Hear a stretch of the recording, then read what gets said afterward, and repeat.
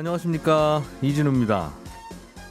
상생소비지원금이라는 제도가 있습니다. 10월하고 11월의 카드 사용액이 지난 2분기보다 일정 정도 더 많으면 최대 10만 원까지 정부가 카드 포인트로 되돌려주는 제도인데요. 지난 15일에 이게 처음으로 지급됐는데 이 소비지원금을 받은 사람들 중에 일부는 받은 돈을 다시 또 카드사에 되돌려줘야 되는 상황이 생겼습니다. 뭐 때문에 이런 일이 발생한 건지 오늘은 이 얘기 좀 해보겠고요. 최근에 미국이나 한국, 유럽의 물가는 꽤 많이 오르고 있는데 유독 일본만 물가 상승률 0%대를 유지하고 있어서 도대체 일본은 왜 요즘 같은 상황에도 물가가 안 오르나 이런 궁금증이 생기고 있습니다. 어떤 이유가 있는 건지 한번 들여다보겠습니다. 통계청에서 매달 발표하는 고용 동향을 보면 특정 연령대의 취업자 숫자가 줄었습니다 또는 늘었습니다 이런 내용이 들어가는데 이 통계는 우리가 자칫 간과하기 쉬운 착시 효과가 들어있습니다. 혹시 어떤 내용인지 이것도 자세하게 들어보겠습니다. 11월 17일 수요일 손에 잡히는 경제 광고 잠깐 듣고 시작하겠습니다. 네, 놓치면 안 되는 그리고 알아두면 좋을 만한 경제 뉴스들을 정리해드리겠습니다. 오늘도 손에 잡히는 경제 박사훈 작가, 김현우 행복자산관리연구소장 그리고 김치영 경제뉴스 큐레이터 세 분과 함께합니다. 어서 오십시오. 네, 안녕하세요. 자, 김치영 큐레이터가 준비한 소식부터 정부가 카드를 좀 더 쓰자. 상생 소비 진작 차원에서 그럼 정부가 지원금 주겠다라고 하는 제도를 최근에 시작했어요. 그렇습니다. 상생 소비 지원금이라고 하던데 이 돈을 받은 사람들 중에 일부는 다시 좀 토해내야 된다. 그런 내용이 있어서 카드를 좀 많이 쓰자라는 건 아니고요. 소비를 좀 더 일으켜보자. 그런데 방법이 신용카드를 통해서 하는 방법이 그나마 쉽고 통계가 잘 나오니 신용카드를 이용해보자 이렇게 해서 사용된 거고요. 앞서 잠깐 설명을 해주셨는데 2분기 평균 신용카드 사용 금액보다 10월이나 11월 달에 3% 정도 이상 쓰면 거기에 해당되는 최대 10만 원까지는 환급해 주겠다라는 게 이제 그 상생소비지원금의 핵심인데요. 이제 결국에는 소비 활성화고 특히 지역 경제 활성화라는 취지를 살리기 위해서 이게 시작이 됐거든요. 그렇다 보니까 사용처 그러니까 사용을 했어도 실적에 포함이 안 되는 곳들이 좀 있습니다. 이게 대형마트, 뭐 대형 백화점, 명품 매장, 대형 전자제품 판매점 이런 데들은 뭐 그렇게 소비 많이 안 일으켜도 기본적으로 좀 잘 버틸 수 있으니까 그 사용 금액에서 인정치 않기로 했거든요. 그런데 일부의 온라인몰에서 네이버페이나 카카오페이 등 간편 결제를 활용해서 신용카드로 결제한 금액이 상생소비지원금 실적에 반영된다는 얘기가 이 시행되는 기간에 언론에서 계속 지적이 됐습니다. 전산 오류 같은 거예요, 그러면? 전산 오류는 아니고요. 시스템 통합이 안 돼 있기 때문인데 일단 이것 때문에 시행하는 동안에 이걸 고칠 수 있느냐 없느냐 문제가 좀 나왔는데 결국에는 못 고치고 15일 날 10월 달에 해당되는 상생소비지원금이 지금 10만 원씩 최대 지급이 됐거든요. 그렇다 보니까 이걸 다시 되돌리게 되면 통계를 다시 내보면 뱉어내는 상황이 생길 수도 있다. 이런 얘기가 지금 나오는 것이죠. 이런 데서 결제하실 일이 있구나. 아, 이거 생각 못했네. 그런 거예요, 뒤늦게. 사실은 기재부에서도 어느 정도 이 문제가 생길 수 있다는 건 파악했던 것으로 보여요. 근데 다만 소비 진작이라는 이 취지를 살리기 위해서는 최대한 빨리 정책을 시행했어야 됐고 그러다 보니까 일단은 시행을 하자. 그리고 문제가 생기면 나중에 환급받으면 되겠다라는 판단을 한 것으로 보이고요. 앞서 이제 왜 이런 일이 벌어졌냐고 물어보시면 대형 그 카드업계 얘기를 들어보면 대형 가맹점 그러니까 백화점이나 대형 아울렛 등을 걸러내는 작업이 생각보다 이게 복잡하다. 거의 수작업을 해야 된다라는 얘기거든요. 그러니까 소비자가 신용카드로 계산하는 건 똑같지만 카드사 입장에서는 간편 결제 업체들은 일종의 결제 대행 업체여서 그러니까 자신들이 직접 하고 있는 데들은 카드를 사용하면 카드 사용 건수 어디서 사용했는지 금액 이런 것들이 다 정보가 들어오는데 이 결제 대행 업체들은 뭉뚱그려 통으로 들어온다는 것이죠. 그러니까 네이버페이에서 몇 건 얼마, 뭐 카카오페이에서 몇 건 얼마 이렇게 해서 통으로 들어오다 보니까 이걸 분류해낼 방법이 없다.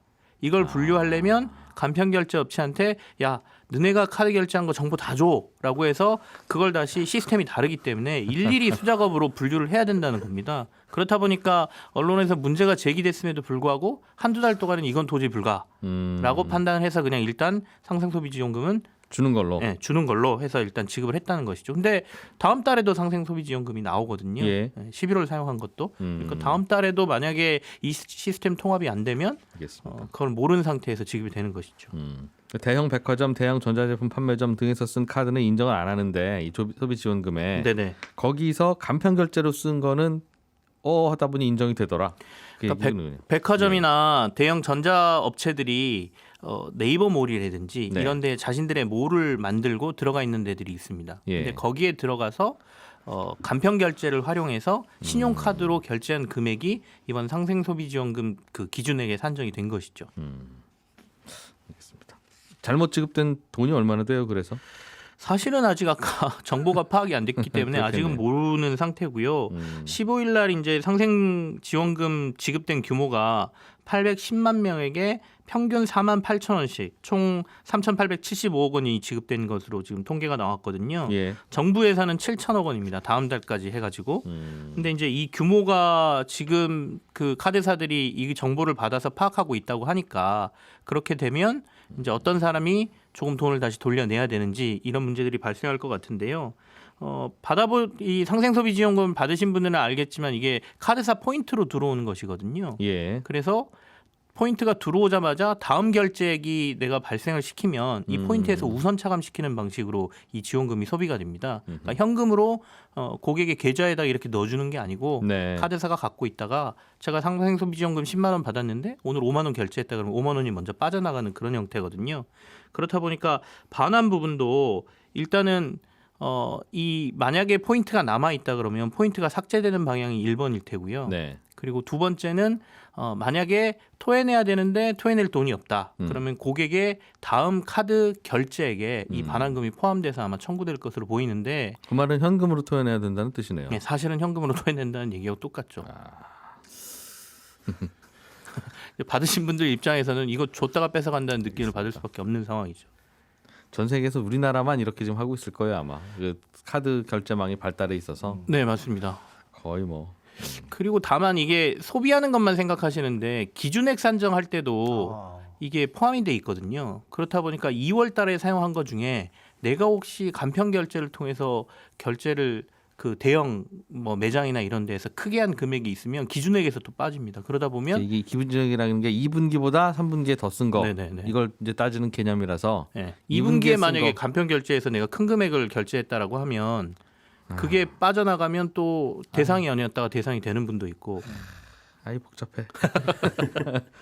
많이 중요한 건 아닌 것 같은데 또 굉장히 피곤하고 이렇다고 또 이거를 또 그냥 대충 넘어갑시다 하기도 또 그렇고 네. 그렇네요. 알겠습니다. 그런 일이 있었군요. 박 작가님, 네. 최근에 우리도 그렇고 다른 나라도 그렇고 물가가 계속 오르고 있어요. 네. 물가 오르는 이유는 뭐 다양하게 많죠. 일단은 공급망의 마비 현상이 네. 있다. 예. 항구에서는 물류도 제대로 안 되고 이러는 바람에 매대 물건이 없으니까 당연히 오르죠. 물가가 오르죠. 1+1 이런 거 못 하고. 그런데 일본은 똑같은 상황인데 물가가 안 오른다 이상하게. 네. 그게 이제 경제 전문가들 사이에서 또 화제가 되는 모양이에요. 그렇습니다. 예. 일본은 90년대 이후에 장기 불황 겪고 있잖아요. 물가가 거의 안 올라요. 실제로 올해 보면요. 2분기에는 마이너스 0.6%고요. 3분기에는 0%입니다. 일본 중앙은행이 전망한 올해 연간 소비자 물가 상승률 0%.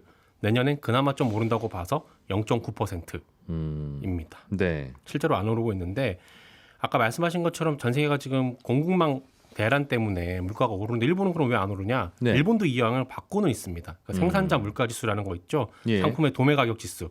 이거 보면 3월부터 오름세로 바뀌더니 매월 오르고 있다가 얼마 전에 나온 10월 생산자 물가 지수 보니까 전년 동월 대비 8%예요. 8% 올랐어요. 오. 그러니까 40년 만에 가장 많이 오른 겁니다. 공장 도매 가격은 네. 뭐 유가 상승이나 이런 거 다 반영해서 네. 나올 테니까. 네. 예. 그러니까 기업이 물건 만들 때 돈 더 많이 든다는 거죠. 예. 그런데도 원자재 비용 부담이 다른 국가들처럼 소비자 물가 상승으로 이어지지 않고 있어서 아니 도대체 왜 일본은 안 이어지는 거냐 이게. 예. 이게 요즘 그러니까 공장도 가격은 자꾸 오르는데 네. 현장에서 가격표는 요지부동이더라. 네. 그럼 중간에서 뭐 만들어 파는 기업은 아주 소가리를 하고 있다는 뜻일 텐데 그렇습니다. 왜 물가가 안 올라요? 가격표 올려서 받으면 붙이면 또 올리는 가격에 팔리잖아요. 다른 나라는. 그렇죠. 왜 안 오르느냐는 질문은 참 단순한데 네. 정확한 답은 없습니다. 어. 그나마 설득력 있는 해석은 일본 중앙은행이 지난날에 된 보고서를 보면요. 예. 일본 기업들이 상품 만드는 데 들어가는 비용이 증가하더라도 상품의 가격을 못 올린다는 겁니다. 안 올리는 이유는 30년 넘게 저물가가 계속되고 있다 보니까 가격을 조금이라도 올렸다가는 가격 경쟁에 뒤처지기 때문이라는 건데 그 일본에서는 30년 동안 이어진 저물가 때문에 네. 가격을 올려받는다는 개념 자체가 매우 생소하고 그렇습니다. 올리는 순간 장사 안 된다 이런 판단하는 겁니다. 그래도 되겠습니까 이거 우리? 네. 과연 올려도 이 가격에 다른 사줄까요? 이렇게 되는 거죠. 다른 나라에서는 올린다고는 들었는데 네. 야 이거 우리나라는 이거 생각도 못하는 일인데 네. 그렇게 그렇습니다. 마치 화제가 된다 가격을 올리면 그렇습니다. 그럼 그 손실을 기업들은 어떻게 좀 회피하느냐? 예. 직원들 임금을 안 올리고 있습니다. 정규직은 최소화하고요. 필요한 인력은 그때 그냥 비정규직을 고용하는 방식으로 손실을 만회하고 있어요. 예. 90년대 이후로 일본 근로자 임금이 거의 안 오르고 있거든요. 근데 소득이 낮으면 예. 근로자가 다른 말로 하면 소비자잖아요. 소비자들이 소비할 여력이 없는 겁니다. 소비할 여력이 없으니까 기업들은 또 상품 가격을 못 올리는 거고. 예. 그러다 보니 물가가 안 오른다는 해석이 하나 있고 네. 또 다른 해석은 어제 제가 들었던 얘기는 뭐냐면 미국 같은 나라는요. 코로나가 발생을 하게 되면 네. 직원들을 해고합니다. 해고하죠. 합니다. 예. 대신에 코로나 상황이 좀 나아지면 다시 고용을 합니다. 빨리 뽑죠 또. 그렇습니다. 그런데 안 돌아옵니다. 왜냐하면 나라에서 정부가 지원금도 주고 이런저런 걸 주니까 실업급여도 주고. 그리고 당장 직원 뽑는 게 늘 쉽지는 않죠. 그렇습니다. 예. 그러면 임금을 올려야 됩니다. 기업 입장에서는. 안 올리면 안 오니까. 안 오니까. 그런데 일본은 코로나 상황이 발생해도 직원들 해고를 거의 못합니다. 못하고 안 합니다. 그러니 임금이 올라갈 이유가 없다. 없습니다. 임금이 안 오르니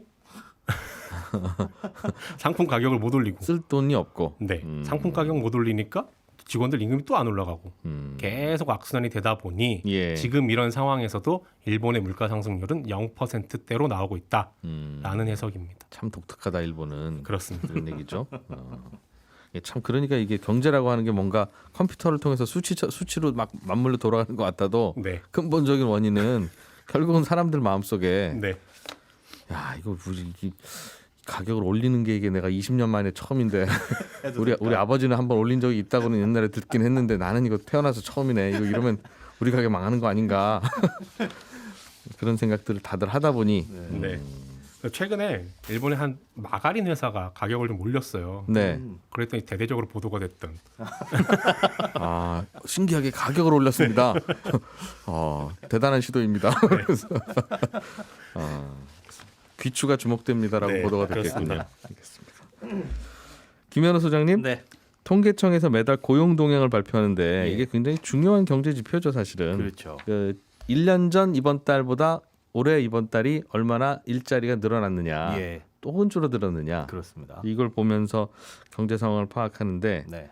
이거 해석할 때 착시 효과가 굉장히 크게 나타나니까 예. 이거 좀 주의해야 된다 이런 말씀이군요. 맞습니다. 10월 고용 동향을 보면요.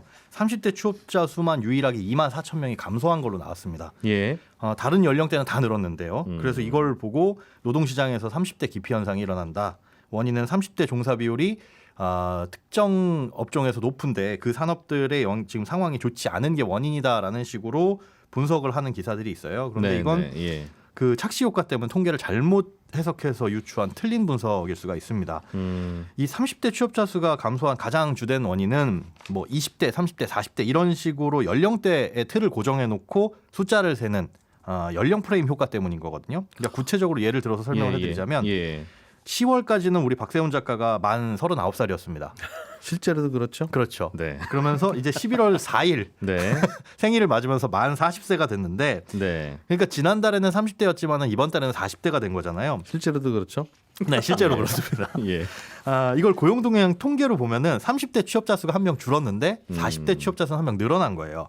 그렇게 집계가 되는 겁니다. 네. 이러다 보니까 이런 식으로 만약 29세에서 30세가 되면서 새롭게 30대가 되는 사람 숫자와 39세에서 40대가 되는 이 빠져나가는 숫자 이걸 비교했을 때 들어오는 사람이 현저하게 적다면 30대에서 실제로 아무도 실직을 안 했다라고 하더라도 취업자 수가 그렇게 감소하게 되는 겁니다. 그러니까 실제로 보니까 이번에는 40대에서 유출이 30대에서 유출이 72만 3천 명, 40대에서 유출이 그리고 유입은 58만 9천 명이거든요. 그러니까 빠져나간 숫자가 굉장히 많습니다. 그러니까 이 상태로 또 10년이 흐르게 되면 그 40대에서는 더 또 50대에서는 뭐 더 취업자 수가 감소했다. 이런 식으로 또 해석이 될 수가 있는 거죠. 이게 과거에도 대표적인 사례가 있었는데 2018년 말에 예. 갑작스럽게 40대 취업자 수가 감소를 했어요. 당시에 13만 5천 명의 취업자 수가 감소해서 이거 40대 큰일 났다. 40대 문제가 있는 거다. 예. 이거. 경제 허리가 왜 이러냐. 맞습니다. 나라에 큰일 났다. 네. 그런 보도가 있었죠. 그런 식의 보도가 쏟아져 나오다 보니까 이게 문제가 있는 거 아니냐. 그런데 이런 보도를 이렇게 착시 효과를 생각하지 않고 정책을 만들어내거나 어떤 예산을 집행하게 되면 사실은 실제와는 다른 방향으로 갈 수가 있다. 그래서 잘못된 정책이 나올 수 있으니 이런 건 좀 조심해야 된다라는 거죠. 그러니까 지금 우리나라의 30살 인구와 예. 39살 인구가 네. 똑같으면 그렇죠. 39살이 40살 돼서 안녕 30대 하더라도 네. 또 이제 29살이 또 30살 되면 들어오면서 또 비슷한 수가 들어오니까 네. 즉 6학년 졸업생과 네. 1학년 신입생이 똑같으면 숫자가 비슷하거나 똑같으면 초등학생 숫자는 변함이 없죠. 변함이 없죠. 네. 그런데 그게 아니라 네. 연령대에 따라서 특히 요즘 뭐 30대나 20대나 뭐 대부분이 역삼각형으로 되어 있죠. 6학년은 많은데 네. 1학년은 조금 들어오니까 그렇습니다. 계속 이상하게 학생 숫자가 주네. 네. 이제 이런 상황인 거다 원래. 그렇죠. 그래서 그걸 감안해가지고 취업자 수를 내야 되는데 학생 숫자는 줄었는데 야 수학 80점 이상 받는 애가 줄었어. 얘네들 공부 안 하고 있거나 전체적으로 못하고 있네. 우리 학교가 공부를 못 해줬다 이런 큰일이네. 식으로 분석을 하면 안 된다라는 거죠. 어. 이게 과거에는 문제가 안 됐던 게 밑에 연령층이 뚱뚱했습니다. 삼각형 구조. 네. 그러다 보니까 실제보다 늘 좋게 나타났어요.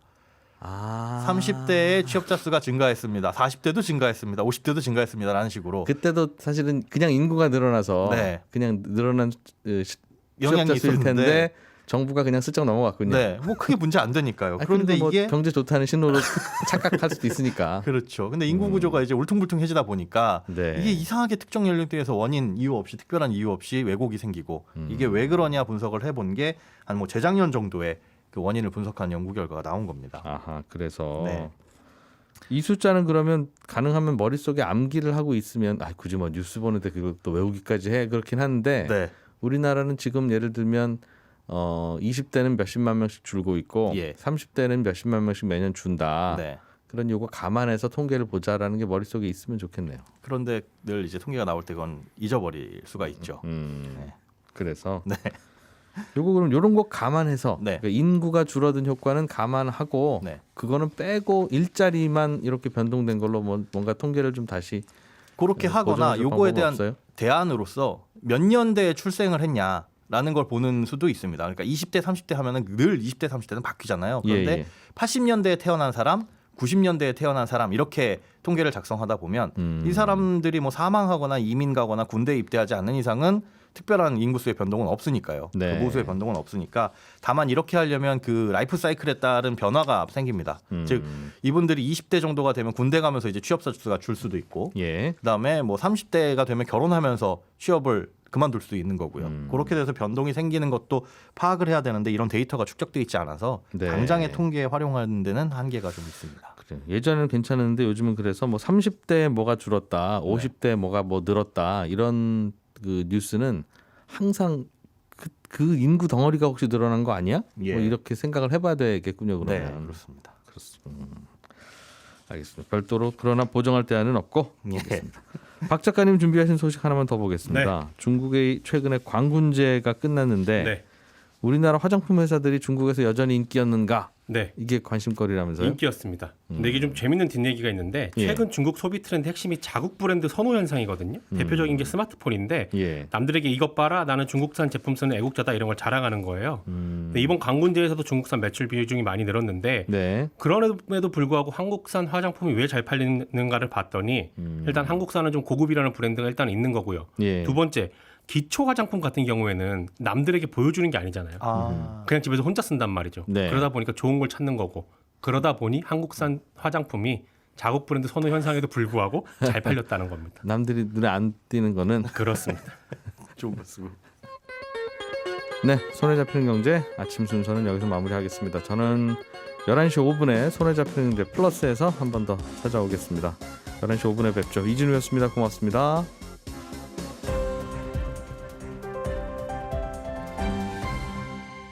경제를 생각하는 사람들의 즐거운 습관.